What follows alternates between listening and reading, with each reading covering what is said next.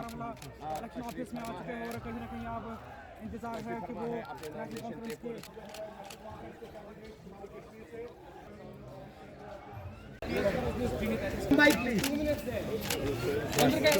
IS-70 पे कांग्रेस का क्या स्टैंड है? He told कि I will withdraw my resignation, I will withdraw my nomination. मैंने उसके कहने पे कुछ नहीं करना। तो 370 पे आपका क्या स्टैंड है? कांग्रेस हमारा स्टैंड बिल्कुल क्लियर है ना।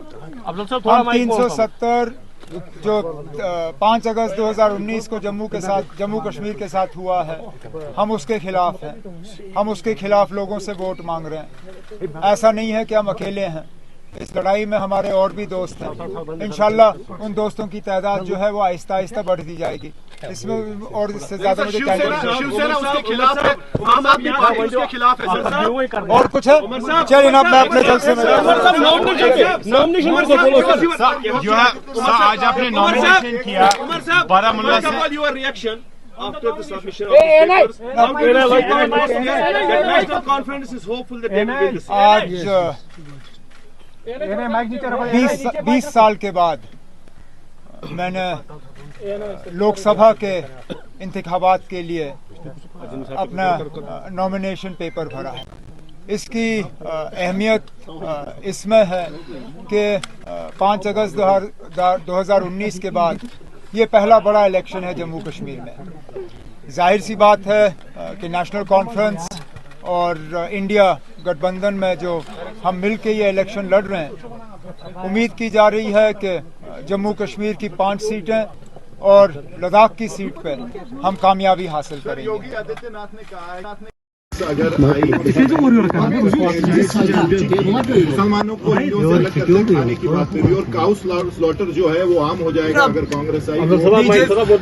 बीजेपी की आदत है और पता नहीं क्यों इलेक्शन कमीशन के तरफ से उन्हें खुली छूट दी गई कि इलेक्शन में वो मजहब का इस्तेमाल करें।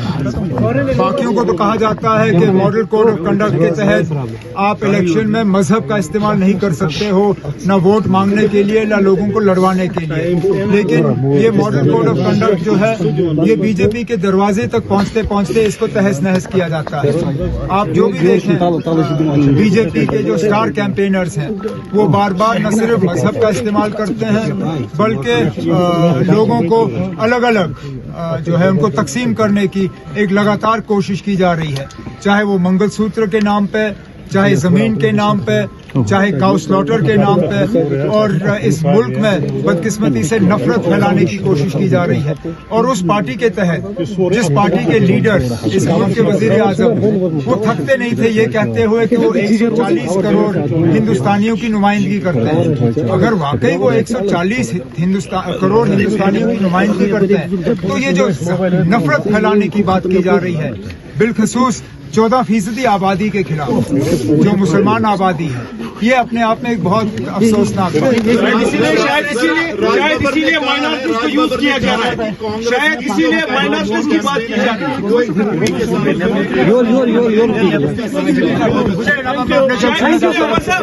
शायद माइनॉरिटीज की बात की जा रही है। नॉर्थ कश्मीर में रह रहे हैं, नॉर्थ कश्मीर में कैंपेन के लिए जा रहे हैं। बाकियों के अलावा क्योंकि उनका तो एक ही सीट है, मेरी जिम्मेदारी जो है बारामूला में भी है, श्रीनगर में भी है, अनंतनाग में भी है। इंशाल्लाह वहाँ पे भी अपनी जिम्मेदारी निपटाऊंगा और यहाँ पे भी जो अपनी बातें लोगों तक पहुँचाऊंगा। मुझे ना इसमें किसी के सर्टिफिकेट की जरूरत नहीं है। कुपवारा के लोग जो हैं मुझे बात खत्म करने दीजिए ना। कुपवारा के लोगों को मेरे काम करने का तरीका जो है परसों पता चल गया। मजबूरन फिर मेरे खिलाफ जो इलेक्शन लड़ रहा है, जिसकी आप बार बार बात कर रहे हैं, उनको नाइट सूट में बाहर आना पड़ा।